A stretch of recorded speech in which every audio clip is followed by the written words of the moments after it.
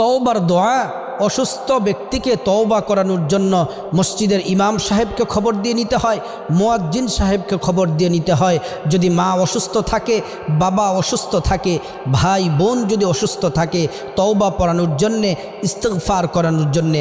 আজকে আপনাদের সামনে এমন একটি ছোট্ট দোয়ার কথা বলবো, এটা হচ্ছে তওবার শ্রেষ্ঠ দোয়া। এই দোয়াটি যদি পড়তে পারেন, আল্লাহ তাআলা জীবন যৌবনের সমস্ত গুনাহগুলো আল্লাহ তাআলা মাফ করে দিবেন। তওবার শ্রেষ্ঠ দোয়াটি হলো রব্বিগফিরলি ওয়া তুব আলাইয়া ইন্নাকা আনতাত তাওয়াবুল গফুর। এই দোয়াটি যদি পড়েন, আল্লাহ তাআলা জীবনের সমস্ত গুনাহগুলো মাফ করে দিবেন। অসুস্থ যেই থাকুক, আপনার মা বাবা ভাই বোন যে অসুস্থ থাকে, বারবার এটাকে পড়তে বলবেন।